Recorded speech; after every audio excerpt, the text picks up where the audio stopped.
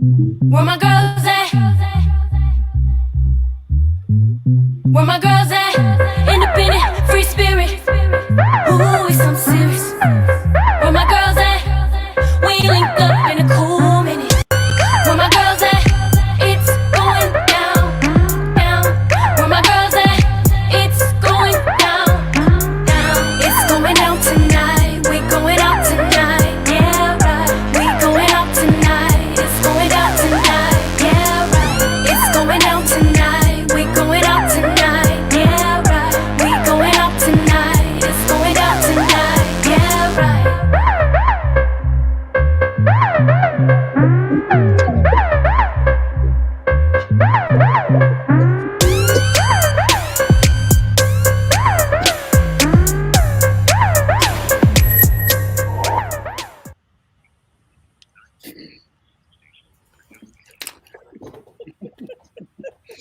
Hello, hello, hello. We are here, you guys. We are here. Where my girls at? It's going down. We are here. Sabrina, Caterina, Crisette, and Gloria. Thank you, tribe, for being here.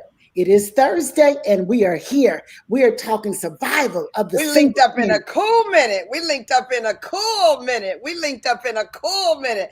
Actually, it didn't link up in a cool minute. It's been a while since we've been together. This is 9:10 a.m. the Superstation-WFDF out of Detroit. Yet we're touching lives all over the world. This is the Force of Friendship. And we are at We Got Issues. We got issues. I tell you, that name is so good because I got issues. You got issues. We all got issues. New York's got issues. Louisiana got issues.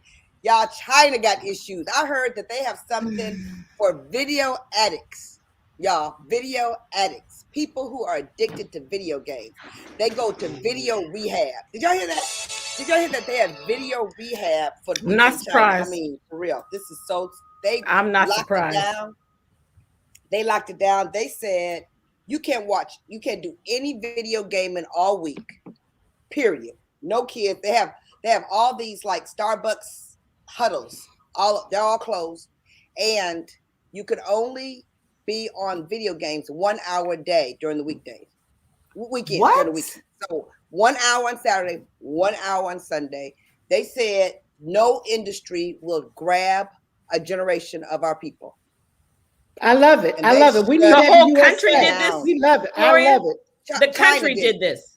The country, the government said, that's it. Nothing. I mean, y'all, really, we can go into some conversations. We're going to bring that topic back up, but we're talking about single parenting and the survival of the single parent. And I was a single parent, and they've all related to single parents, so we're very excited about that. But you know how we do on We Got Issues. You know how we do on We Got Issues. We cover news. You know how I do. I send out the news for somebody else to read it, because if I read it, it's going to be a hot mess. It's going to be a hot mess. So I'm not going to read any news, but I'm going to lean in on the news. For our girlfriends, if you know somebody who's a single parent, we want you to call in. If you've ever been a single parent, we want you to call in, and we want to share. Now, before we go to all the other girlfriends, I want to tell you guys, seriously, I want each of y'all to hear me when I tell you, I've been thinking about this. I've been thinking, what a privilege we've had to have a talk radio show. What a privilege we have had to have a talk radio show. It has really been something that we've worked hard on, but the education that each of us have received, all of us are so much more sensitive. Our tribe is bigger, and we wanted to thank our tribe for really leaning in and following with us and giving us good input and giving us good energy to keep this talk radio going.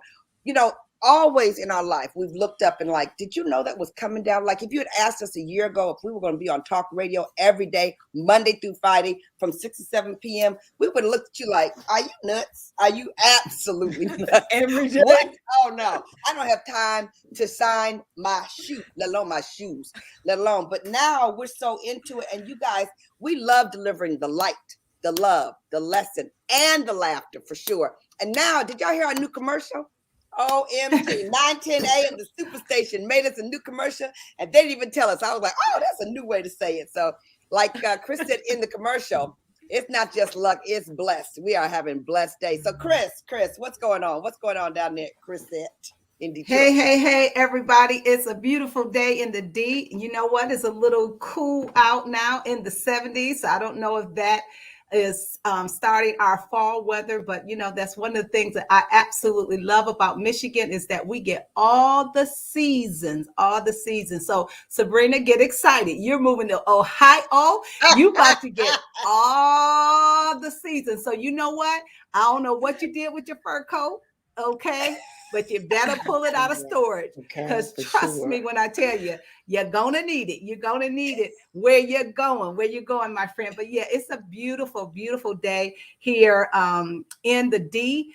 And you guys, today, just kind of listening to the news, we were talking about Hurricane Ida and, all the devastation that took place in Louisiana. And now it's still causing even more devastation on the Northeast and in areas in New Jersey. And they were just saying right now, 45 people have died, 23, I believe, in the New Jersey area. I mean, that's so sad. Wow. And a lot of it from drowning. I can't imagine, I was trying to think in my mind the last time. I know we had a lot of rain. You guys have heard me tease about, seeing the ark float down our street because we had so much rain this season. But I can't remember. I remember having some flooding in the basement, but nothing that was just where, you had to go to a different level. I was talking to Kiera, my daughter, and I was saying, if a flood hit us, where would we go? And some people were found in the basement. And I was kind of thinking, to me, that would be the last place you would go, would be to the basement. You would want to go to a higher level. Some people were found in their car. So we really want to keep Louisiana and all of those who are affected by Hurricane Ida in our prayers and thoughts, because a lot of these people are without electricity. And I mean, so many things, you guys, when you hear about this devastation, we take so much for granted sometimes. And like, we say all the time, when you wake up, is always a reason to be grateful and thankful. And so, that's probably the biggest piece of news that, kind of hit me heavy on today. So just want to keep those people in our prayer. So I'm going to send it over to Sabrina Goodwin. What's up, Monday? Oh my goodness. Just listening to you, Chris, talk about the floods. We've got the drought on the West Coast. We've got the floods on the East Coast. We've got a global pandemic. And we still just need to continue to be very prayerful. I think it's like up to 47 deaths. That rain came in so quick on that East Coast. Honestly, I was telling Caterina earlier, I went to a meeting and that was not the news. And I came out and the news was all this water. And so, of course, I've got a daughter and a son in New Jersey, New York area. I immediately called them. Where are you? How are you? What's going on?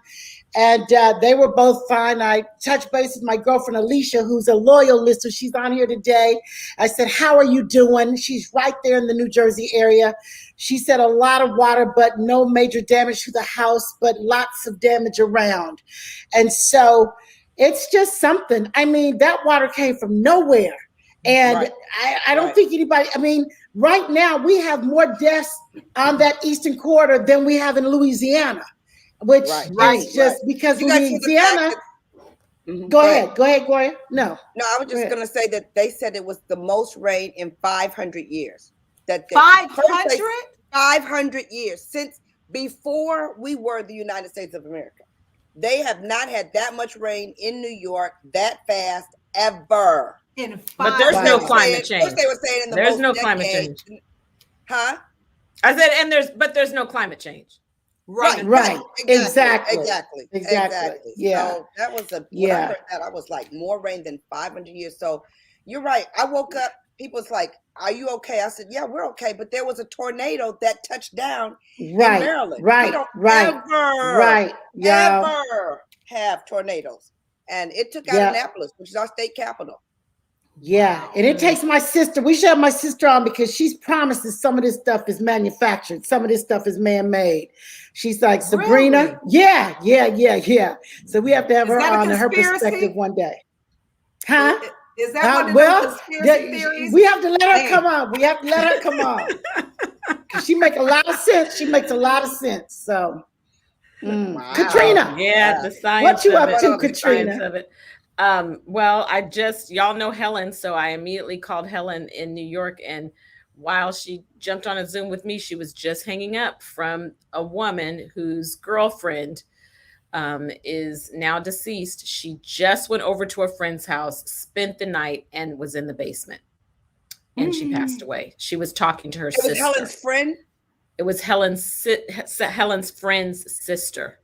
Wow. So just unbelievable. And then earlier today, someone called who was a friend of mine who works with my cousin and was taking care of my cousin after his surgery, just supporting him as he's gone back to work, and just slipped out and said, "Have you spoken to our girlfriend?" And she told me that the last I saw her, she was on a serious weight loss journey, was working out at the gym, was hitting it. And now I'm realizing I haven't seen her on social media. She's been in the hospital that is 5 miles from me for a month.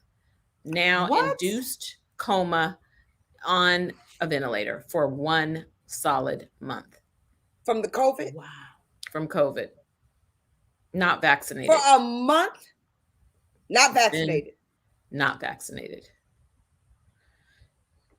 Wow. She was not opposed to the vaccine. She just had not gotten vaccinated yet. Okay, so I had a conversation with a woman who used to work with me for a long time. I called her, wished her happy birthday, 74 years old. You know, she had COVID. We knew she had COVID. She was struggling since she came out of the hospital with COVID. And her granddaughter, I know her well, so I knew she was in the background. So I yelled out her name and said, "Are you vaccinated?" "No." I said, "Your grandmother can hardly breathe, and you're not vaccinated." "Not yet." I said, "So when are you gonna get it?" "I don't know." I said, "Well, I'm holding on while you go right now and go to the drugstore and get some vaccination, because it's ridiculous." And the same thing, my friend who I called, same situation. I was gonna get it, but I just hadn't done it yet.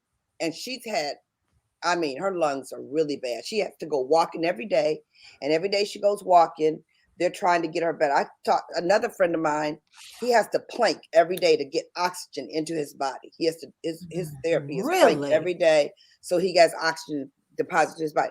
I mean, it is crazy. Hey, Gloria, you got a lot of friends that's on the fence. What's up on that? I know.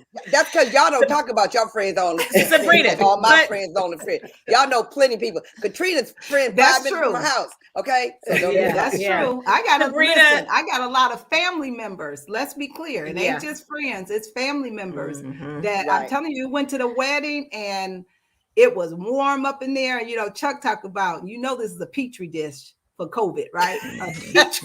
A petri dish. And it's a lot of them. You ask them, are they vaccinated? And they look at you side-eyed and they're saying no, and again, you ask, well, what are you waiting on? I don't know. Who said I'm being messy? Yeah, I don't know what you're waiting being on. messy. You know she being Sabrina. messy. You the first lady. Yes. Sabrina has We're gonna blame that on Chuck. me. We're gonna blame it on Chuck because that was funny. A petri dish. That sad but funny. Sad but true. Gloria. Sabrina, there was an issue that came up. Sabrina, I don't know if you want to bring it up. It'd be great to ask the audience how they would handle that situation. What happens in the situation of a husband and wife who don't agree? All right. One is vaccinated and one is not. Yeah. That would have to create some major friction in the house, right? I mean, really. I mean, somebody like that? You know a couple like that? Yeah. Some of our listeners, one of our audience members,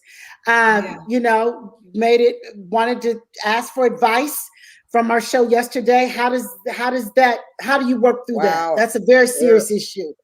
And I'm sure that some of our listeners right now, 9 a.m. the Superstation, somebody's in the house vaccinated, somebody's not. And so what do you do? What can you do with that? I mean, it would be a problem. A house divided. I mean, do you still stay in the same room? Does one go in a different room? Do you the person that's vaccinated, it's probably safer for them because, again, we know as a vaccinated person, you can still carry the virus and still give it to other people. So, just the other day, my dad again is going to Canada. So I had to sign him up and go get another COVID test. So he's been in Canada twice. Well, he's going this weekend again. And I mean, I had to swab him and do the whole 9 yards. And, thankfully it came back negative. But, when you're out and about, even as a vaccinated person, at this point, I'm still thinking, periodically, I'm going to go get myself checked.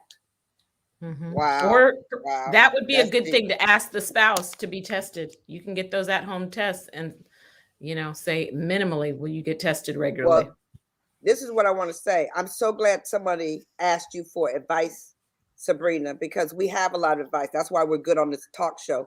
And first thing I would tell that couple is they got issues. So they called the right place because that's some issues for real. I mean, that's the deep core. And the ability to work through that is why some marriages sustain 25 and 30 years, because that's just an example of things that we've done before, that we've had issues. And we talked about marriages yesterday. That was interesting. Let's go to the callers really quickly. Let's go to the callers. Let's see. We have Marathon. Marathon, are you with us today? We're doing great. What's happening? Yeah, just listening to the show. Like I said, I had 2 vaccines, but I'm not doing booster. I'm just going to continue my ginger root tea and my vitamin D. Why you're not going to get a booster? Because I'm not a guinea pig. Oh, so you need to go back and listen to the show we had like 3 or 4 days Right. ago. Because you're not a guinea pig. But Hey, Marathon, if you had the first 2, what difference is it going to make for you to get the third one? Well, see, when I walked out of the hospital back in 2020, all they gave me was a pat on the back in the hospital and said, good luck. So I took things into my own hands. Why, did you have COVID, Marathon? Yes. Then you know. Okay, well, Marathon, stay close to us, because that's going to be a whole nother conversation. You got the vaccination, but you don't want to get the booster. And there's going to be a whole nother, right as we get into October, November, it's going to be a whole nother conversation about that. So we thank you for calling in. We definitely don't want you to be a guinea pig, but we definitely want you to be around and talk about it, because what would we do if you couldn't call in, Marathon? What would we do? What would we do for real? Thank you, Marathon. We appreciate you. Rick, you're calling in. We got issues. Rick, what you going to say on We Got Issues? Good afternoon. How you doing? I'm doing great. How you doing? Oh, I'm doing great. I wasn't going to get the vaccine, but I went to my doctor back in February. He told me, he said, hey, you got 2 choices. You're going to get either the vaccine or the virus. Which one you want? Wow. I chose to get the vaccine. And just a quick story. I had my favorite cousin. I mean, I love her so much. She didn't want to get the vaccine, but her mother, who was 95, and her auntie, who was 96, and she was taking care of, got the vaccine. And then I think her grandkids or somebody came in and gave it to her daughter, and the daughter gave it to her. Both the daughters was okay, grandkids are all right, but it killed her. So, what family? I've lost 2 aunts, an uncle, many friends to this virus, and I tell everybody I can, get the vaccine. I mean, I know a lot of people pass away from the virus, but I don't know if too many people pass it from the vaccine. So, Right. That's good. That's real good. You got 200 years of research with the vaccine, and you only got 25 minutes on Facebook, but yet you know not to get it. Okay, all right, let's take sense of that. All right. Right. Thank you very much. Right. Yeah, thank you so much, Rick. That is a very positive. You want the virus or you want the vaccine? Wow. I've never heard of that. Right. I've never heard it put quite like that. Let's real quick, maybe before the break. Buck, are you there with us? We got issues. You called in the 9:10 a.m. the Superstation. Buck, what you got for us? Can you hear us, Buck? Oh, yeah, hello? We're here. I'm sorry. All right. 27, okay. Hey, my bad. I'm doing this delivery, but I was listening to y'all show. And I just wanted to say this. I'm not no conspiracy theorist or nothing like that, but it's something going on. It's something going on. And I'm going to tell you why I feel like there's something going on. There was a president in Tanzania named Magufuli, okay? I don't know if y'all know about it. I don't know whoever's keeping up with it, right? He refused to get that vaccination. But there's a lot of stuff he was refusing to do as well. He was refusing to shut his country down. He was refusing to go along with this COVID-19 all around the globe somehow, type of stuff. And, you know, they killed that man. They assassinated that man. You know what his predecessor did the first day she got in office? Took that shot. You understand what I'm saying? Took that shot. Listen, there's something bigger than just this vaccine going on. See, this is something bigger than just this COVID-19 stuff. It's a global economic meltdown that they're covering up with this vaccine, with this COVID-19. You know, if anybody out there following me, you know what I'm saying? They're destroying nations to build this global nation. You understand what I'm saying? But before they can build this global nation, they have to destroy all smaller nations. You understand? I hope somebody out there understands what I'm saying. But I say get the vaccine if you choose to get it. I don't think it should be forced upon us like they're fortunate on us. Not the government, because the government know people will revolt from them fortunate on us. They making corporations fortunate on us. You know Right. Hey, but you can't come. Huh? we have to go to a commercial. You can hang on if you want to, because what you're bringing to life is a big deal. It's a very big deal. We got to go pay some bills at this commercial break. Oh, we thank you for calling. Don't go anywhere. We're going to be right back after this commercial break. Can't wait. Can't wait. Single parents, the survival.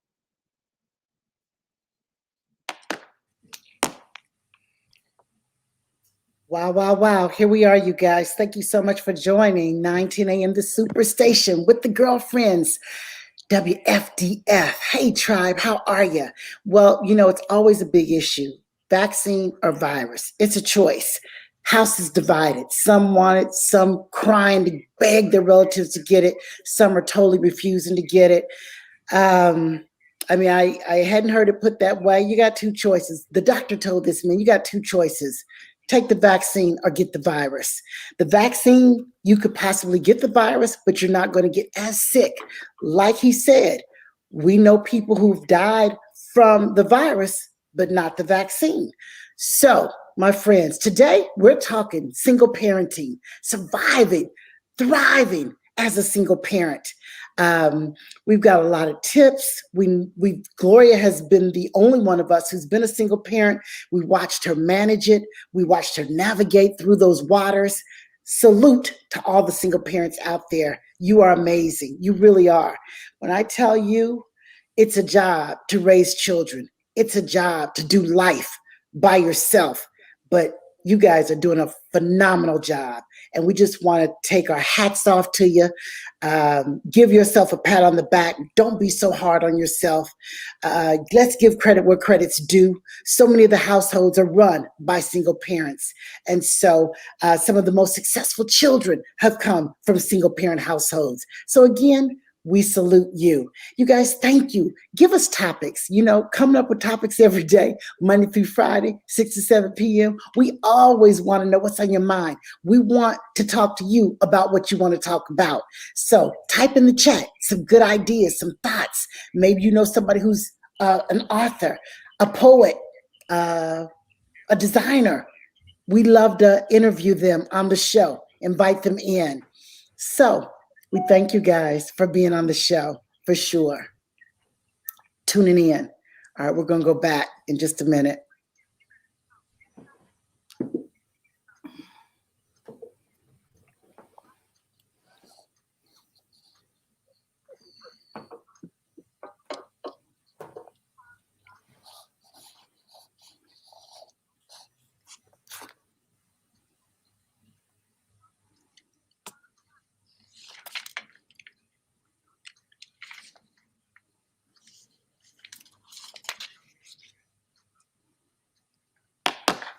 Going back.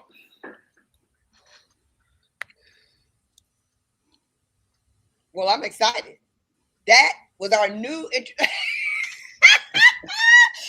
Kevin, we got you. We got you. Oh, red bottoms, red bottoms. Those shoes hurt. I don't care what nobody says. Yes, yes. All righty. It's so good. It's so good. It's so good. Listen, I think that Buck is still here. Buck, are you still with us?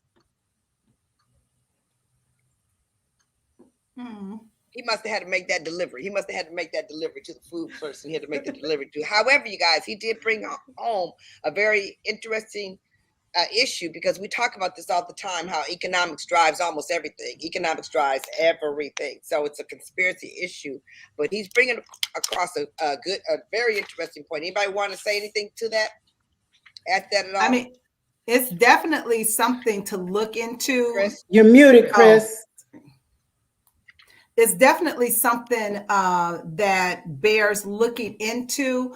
And one of the things that I've said, and I know I've been guilty of, early on in the pandemic, passing videos and different things that people were saying about different things because it sounds so credible. But I think in today's day and time, it is so paramount that we vet everything that we read. And so I am very careful not to send out, because I know I've had to retract stuff that I've sent out and come to find out it's false, it's not true. It was sent out 5 years ago and people send it to you as if it's happening today. So it sounded really, really good. Very interesting what he was saying, but I would definitely say it's something to look into, get all the facts before making a comment or saying that's exactly what's going on. Because sometimes, if you don't vet things, people can say anything. Right. And a lot of people didn't get vaccinated because they saw all of these crazy videos that were on Facebook. Right. Exactly. Okay. So Buck is there. Buck, did you want to finish your last comment before we had to go to commercial? Just wanted to say this. Look at who benefited from the COVID-19, and then it starts to show you more of who could have contributed to the spread of the COVID-19. You know what I'm saying? Look at who benefited, the pharmaceutical companies, right? It's always about with the money. And then you said something so important. Don't never take what other people say. You take what they say and go do some research on your own. You know what I'm saying? So much information out here at our hands. Just do your research. Like, I hope I spark somebody's vision to go say, someone look into this global. Right. How did they benefit? How did the pharmaceutical company benefit? How are these bankers and these big economic hitmen, is really what they are. Hey, look up economic hitmen. You'll learn a lot about what's running this world and what they do and why they do what they do. But I believe that COVID was put out here intentionally. Not only, I'm not going to be the big conspiracy theorist on public control, population control, but I think it is a part. Okay, stop playing. You got to see the whole bigger picture of things. But I do believe it was an economic downfall coming globally, and they wanted to placate it. They wanted to just happen, but the COVID-19 just gave them a perfect opportunity to diminish all these economies and then bring all these economies under one umbrella. Like, I know it sounds conspiracy theories, but like I said, y'all do some research, look up for yourself. Hopefully I'll tell somebody out there that's going to start looking it up. Thank you so much. I'm about to go finish the delivery. They waiting on me. I love talking with you guys. And Thank you, Buck. I'm going to get on out of here. All right. All right. Thanks for calling in. We like to have some issues. And since the four of us don't do too much to contradict each other, we love it when people call in and give us another look at life. So, Buck, we appreciate you coming. And I know those people are waiting for their food. I have to say this before we go to single parenting. Y'all, Grambling State Marching Band, which is a huge band at HBCU, added the first female drum major since 1952. I know. So it's the year of the women. It's the year of the women. It's the year of the women. It's the year of the women. And while we're talking about the year of the women, let's talk a little bit about single parenting, the survivor of single parenting. First, I want to give you some thoughts and some advice. And if you guys know some single parents, you might want to call in or give us some thoughts on this. But let me tell you about some of the assumptions that are made about single parenting, because it is a big, big deal out here. Single parents by the numbers. It says that there are approximately 13.6 million single parents in the United States today. And those parents are responsible for raising, listen to this, 22.4 million children. And this number is 27% of the children under 21 years old. So that says 27% of the children under 21 are being raised by a single parent. That's sort of interesting, because honestly, I thought it was more. Did you think it was more or less? What y'all think? More. I thought more. Right. Me too. Right. Yeah. I thought Totally more. thought it was And more. then if you correct it It's more, I believe it's more, and definitely among African American women. Yeah. It's more. Yeah. Very interesting. Very interesting. Okay. It says another assumption. The line says she's a single parent. The presumption that most single parents are mothers is accurate. According to the census, 80.4% of the parents are mothers. 80% are mothers. 19% are men. Now, I thought that was high for men. I didn't think 20% of the single parenting was done by men. It said the assumption that most single parents are single from the onset is false. Of the custodial parents, 1% are widowed, 15% were married at one time, and then they got remarried. 40% are divorced, and 42% were never married. 42% were never married. And then another assumption about single moms is that most are unemployed. Again, that is not true. Statistics show that 50% of the custodial parents are gainfully employed. 19% don't have jobs. They said that there's an assumption that single parents, they live below the poverty line. That's not true either. The most of them do not live below the poverty line. 16% of the fathers and their children live in poverty. 29% of single mothers and their children live in poverty, but not most. But again, in Black families, it's going to be very different. Very different. She does not receive public assistance. 30% of the fathers receive some type of government assistance. 36% receive supplemental nutritional assistance, and 48% of the mothers have government assistance. She's 40 years or older. Most are young, is the assumption. Most are young. The data shows that 40% of the mothers are 40 or over. Isn't that interesting? I thought that was yeah, very interesting, right? And finally, one assumption is mothers mostly are raising multiple children. 46% have 2 or more children. 55% are raising 1. So it's a strong mixture. It's a strong mixture there. So it's really interesting what's going on in the single parenting. And then they went on and talked about some tips. But, you know, when you guys think back when you were coming up, were there single parents that you knew? Did you all know any single parents when you guys were coming up? Yes, I did. Yes. Tell her I story. did, yeah. You know her story, Sabrina? What was her story or his story? Well, this was one of my mother's best friends, and she was a single parent, a beautiful woman. You know, it's interesting. And she had one daughter, and they were really close. But I never knew a lot about the father of her child. But we didn't, it was just, she didn't have a dad around. So it wasn't a lot of single parent households that I grew up with, but that was one, and she was one of my mother's best friends. Yep. Wow. Okay. That's awesome. That's very, Gloria, very interesting. What are your mother's best? Go ahead. Gloria, and I think that you, among us, you're the only one who was a single parent, and I believe I'm the only one who was raised by a single parent. I specifically remember, and we just rode past the house the other day. I believe I'm the only one who was raised. I specifically remember 2 things. I remember our standard of living changing dramatically. I mean, I remember that one time we could do this my whole life, and then all of a sudden it was like we downsized, and we went into a different economic situation. I distinctly remember that I was 15 and how it started shaping me, and it caused me to go into a cocoon. And the second thing, y'all know, as close as I am to my dad, I had a hard time remembering ever being with my father after my parents got divorced. Like, somebody else said that you block certain things out.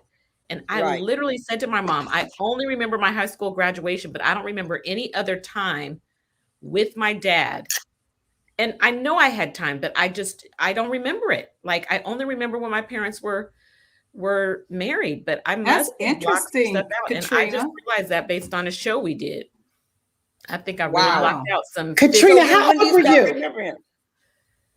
Go ahead. Like after college, like once I was in college, but that 15, 16, 17, 18, I don't remember being with my dad. It's just How like old were you when they divorced? How old were you when they divorced? 15. Oh, well, Caterina, I was in the 9th grade. My parents got divorced in the 9th grade. I was 14. Oh, okay. And you, Yeah. okay. Did you spend So a lot of you time remember with everything? Yeah.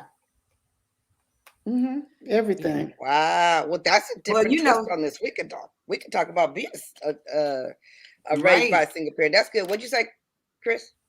No, I was getting ready to say that's just really interesting. Sabrina, you remember your, everything when your parents got divorced, and Caterina doesn't, but we all know how close Caterina was to her dad. And maybe that's the reason why, it was maybe just such a shock to you, that your parents split up. But that's very interesting. That's very interesting. We're going to come back to that, but we have a caller. Kentice. Kentice, are you there? Ma'am, I'm here. How are you? I'm so good. I'm so glad you called into. We got issues 9, 10 a.m. the Superstation. How are you today? I'm doing pretty good. Good. What are your thoughts? Well, I was a single mother for a long time. Yes. But I was a working single mother. I raised 7 children. And wow. Yes, take on my granddaughter who was autistic, and it wasn't easy. What people don't know is I didn't get government assistance. I had to work and pay all the bills and everything else. Didn't get child support, and but I did it. My children are grown now, but it was a very hard task, and a lot of the resources that they had back then, they don't have those resources now. Okay, less resources now. There's less resources. Even the government funding is cut. They cut the WIC programs depending on which state you live in. Yeah, that was a free service for mothers and babies and milk and things like that. They closed the doors to some of those, and it's just less fortunate for those who have to bring children up now, because back then it benefited me as a young mother for WIC. But as far as working, I didn't get public aid like food stamps and cash assistance. I had to work. Right. Cantice, when you think about, go ahead. We're going to say something. I was just going to ask Cantice. Cantice, thank you so much for calling in. I personally know Cantice. I know her children, and I know, the amazing job that she has done. But a question that I have is, being a single parent for so many years, how would you say that affected your children, especially because, their father was not in the household? Okay, it's rough because my sons, I have 4 boys and 3 girls, but my sons couldn't identify with me. I'm the woman, so I'm the female dominant. So my daughters could, but my sons, they struggled. They didn't know who to identify with. So identification for being a young man trying to grow up and looking at all female in the house, it was hard for them. And then as they got older, they told me, like, certain things that I'd done, I wasn't fair with, and I didn't see it as not being fair, but it was hard. So, it was hard for them to even figure out, which way to go for them in life. We had positive male images in the church of my leader, my pastor, but, in the home, it was hard. And then trying to raise boys, it was rough. Right. Can you tell us this? Because we have a lot of people listening, and you are a phenomenal example of someone who did it, worked, 7 children. 7 children. My question to you is this. Given that you've gone through that, and you can look back on hindsight now, what was the biggest gift that came from that situation? I was able to raise them all together in the church. I was able to raise them together and love them the best way I could. Right. It was just, that was my greatest joy. To see them all graduate high school, you know what I mean? They weren't perfect, but just to see them get to that point, because you think 7 kids, oh my God, but they all. That's what I was thinking, Cantrice. That's what I was thinking. I was thinking that, and I was thinking 7 kids. Oh my God, I was thinking that. Yeah. Go ahead.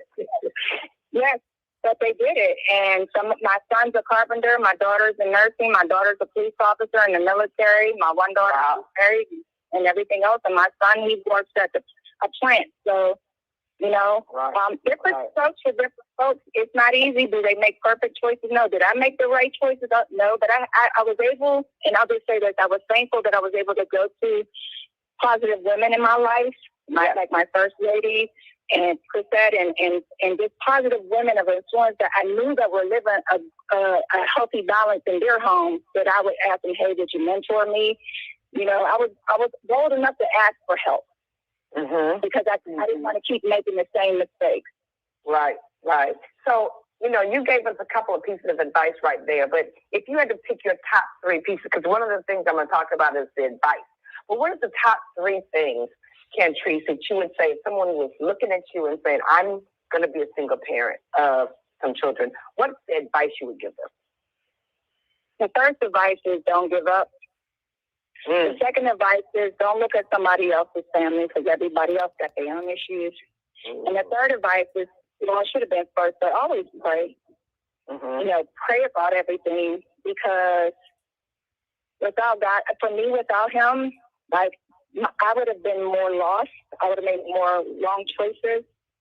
So those 3 to me, you know, because when I was single, I was looking at other people and I had to think I had to be like them and live the Joneses and buy my kids what they had and this and that. But it's not like that. I can only afford what I could.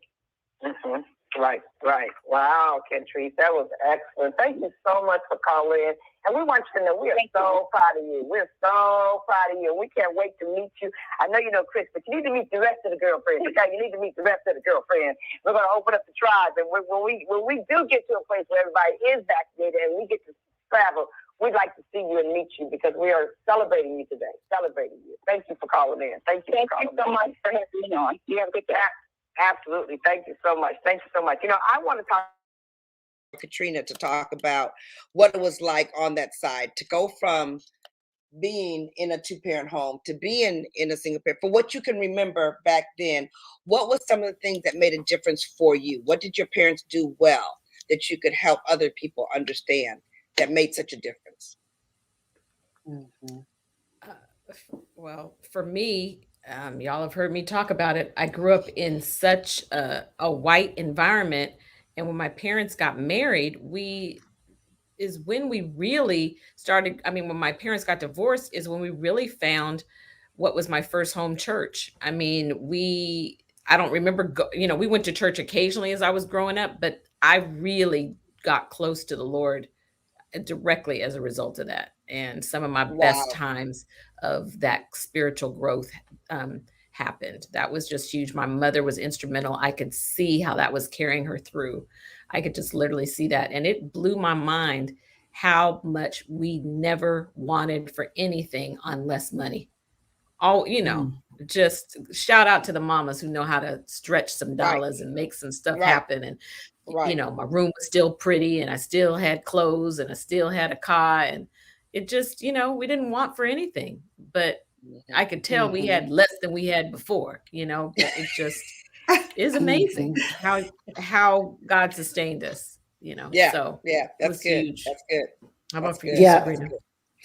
Yeah, you know what, you guys, I grew up with an alcoholic father. Most brilliant man, most loving man, incredible man, but he was an alcoholic. He was a functional alcoholic, sometimes more functional than others. But honestly, when my mother was brave enough we wanted her to get a divorce. It was like, Mom, I think she wanted to keep the family together as best she could, but we gave her permission. We said, Mom, it's not working. You're okay. We'll be fine. And she finally had the courage enough to say, okay. And my dad continued to be a great friend. He was still always around, but it just wasn't working with him in the home. But our lifestyle didn't change that much. It really didn't. And so that was a blessing. I mean, we still were able to do everything that we did with a dad in the home. And my mother made sure that we were still dressed a certain way. We still were in extracurricular activities. And so shout out to those single moms who continue to hold it together, and the dads who are single dads who are out there holding it together. Because there are a lot of dads out there who have picked up, the family and said, you know what, I'll handle it. So that was our story. That was our story. I have a question for Sabrina. I think, that is so interesting. And you know what? Stay on this show long enough, you'll find out some things about your friends that you never knew. Right, Okay. right, Exactly. That's what I was thinking, Chris. That's exactly what I was thinking. But what I wanted to ask you, Sabrina, is the fact that a lot of times you hear the devastation that children go through when their parents get divorced, and sometimes especially when they're younger, they can believe that the parents are divorcing because of them, and it's so important that children know you're not divorcing because of them, but it's because of the issues that the spouses are having with each other. But I just found it real interesting that you all gave your mother permission to get the divorce. And I think, and you tell us, does that make it different from the standpoint of you didn't feel it was you, it was just the two of them, and did you look at your dad any differently because of that? No, not at all. Not at all. I mean, we just knew that dad had issues and he needed to see about those issues. It was being detrimental to our family lifestyle. And so it was just important that we did what we did as a family then. And so I just believe that I think, Chris, when you said, did I look at him any differently? No, I really didn't. And I think it's important that children, maybe we were old enough. We were in high school. Okay. I was in the 9th grade. I think Regina was in the 8th grade. And so we were old enough to understand maybe when you're babies, you feel a different way, that your daddy's not in the house. But I remember being relieved. When Mama said she was getting divorced, I was like, oh, yay. Okay. I was. I mean, that didn't take nothing away from the love of my daddy, but we needed peace in the house. We needed to know what was happening. And we were still really good friends. And my mother was such a phenomenal woman. She never talked bad about my daddy. She never said a negative word. And I think that was so important that she said, you guys will get old enough to formulate your own opinions. But she never said a negative word about him. That's powerful. That's important. Sabrina. Yeah. That's powerful. Yeah. That's so deep. The other thing, I was going to say, the other thing I observed, and Sabrina, you can correct, is I didn't have community. After the divorce, I had community, and my dad didn't stay in the same place. He moved to North Carolina. So in terms of relationship with him, I mean, no one had ever lived outside of California. But Sabrina, just what I know about you, the community, your village, you had a strong village, and I didn't have that. Once we got in that Black church, that is when we started developing our village. I didn't have a village before, and that village made a difference. Wouldn't you agree? For sure. And I think that's important because sometimes when there's a divorce, the families divide, they split. You don't even talk to that other side of the family. Honestly, I mean, you wouldn't even know there was a divorce in that side of the family because we were still very, very close. Like my mother, one of her best friends was my dad's sister. And so the families were still very much close in contact. Yeah. So the community was strong and always remained intact. That's awesome. When I became a single parent, and I came from a family where that wasn't the norm. Single parent wasn't what was happening. So I was very unfamiliar with that. But I can totally relate to what Caterina said when she said that, things change, choices change, your economic situation can change. So everybody kept telling me that was going to be the situation. And I think that's what fired me up so much to work as hard as I did, was I was just determined not to have him be able to be the one that grabbed my air from me. I just refused to let him to do that. So I would just, fiercely continue to protect for my kids and increase the income, because it was a shock to the system. It was a shock to the family. It was a shock to his family. It was a shock to the system that I would really leave, because we were such a, keep it together kind of family. So. Right, because Gloria, you guys were the family with the white picket fence, the one dog, 1.5 dog, the two beautiful children, Harvard MBAs. And so I need to say that when your marital status changes, sometimes your circle of friends changes. How was that? How was that for you guys, Gloria? Did you see people, like when you guys were couples of friends, did that change your friendships? Yeah, that's a great question, Sabrina, because There was some of that, but because the relationship was bad, and I think I stayed in the marriage too long. He had his friends and I had my friends, because when we were together, it was fireworks. So, you don't like to be around couples that are in fireworks. You don't like to be around couples who, when you go to dinner with them, they're looking at each other like, I don't want to be here with you and you don't want to be here with me. You don't like to go to dinner with them. So I started developing my network, my community, like you said, Caterina, my community. I was big in the church. He was not, and so it got divided in several different fronts. My best friends knew what was going on. They were very protective for me. So it was like, no. So that was a big part of how that didn't work.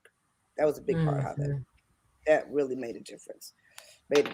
Seriously made a difference. I have some ideas on what it will take to some advantages. So if you have some friends that are single parents, hold on one second, guys.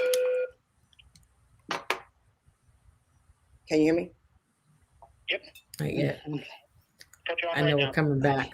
Yeah. Yes. And while Gloria's coming back, guys, I think it's important for single parents to ask for help. That community is real important. There's a lot of resources in the church. There are a lot of resources in neighborhood communities. Their relatives are willing to help.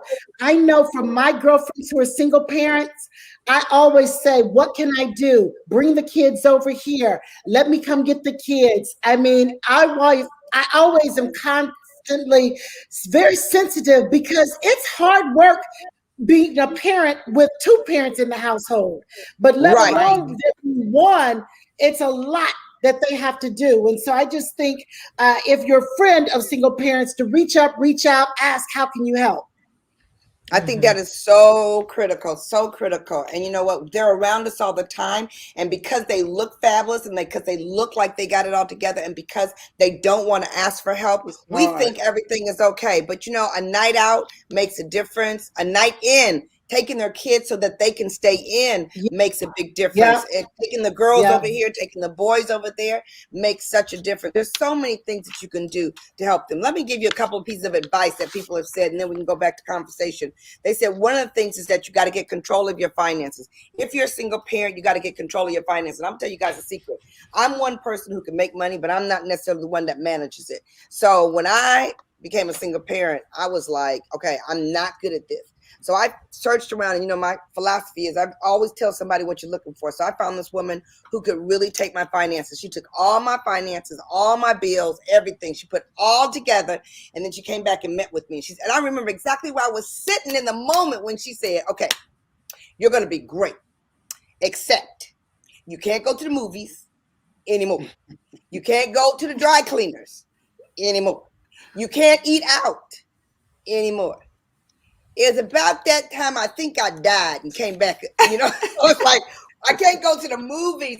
But she was a fiend about it. And you guys, that's how I know that if you don't know how to budget, find someone who can help you budget, because it can totally turn your life around when you're accountable to someone else about your money, because money and lack thereof is a very stressful situation. So they said, start a budget, keep it updated.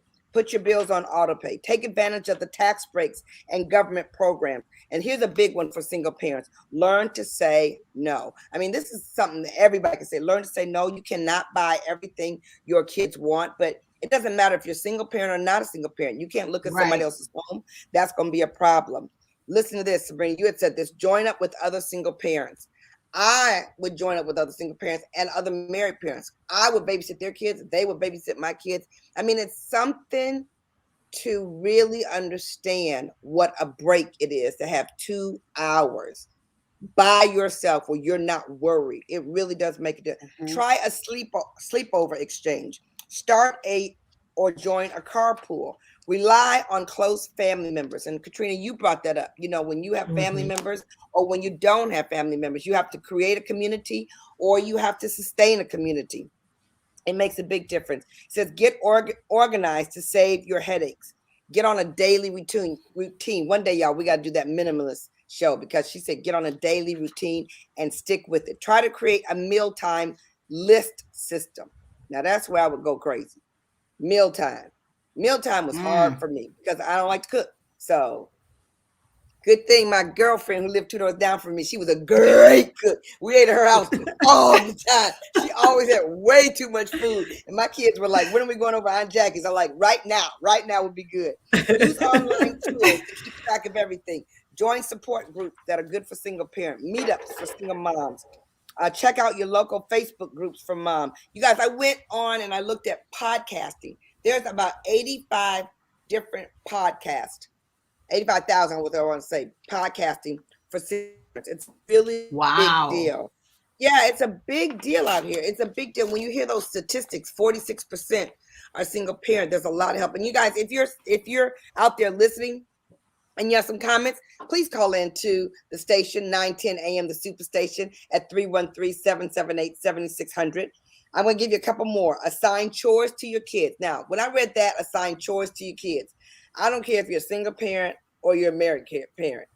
Assign chores to your kids. We can do a whole show about what kids take their assignments. Go ahead. What are you going to say, Chris? I was going to say, I was listening. This is several years ago. And one of the things that this person was talking about, they said, one of the ways that we ruin our children is by paying them for chores.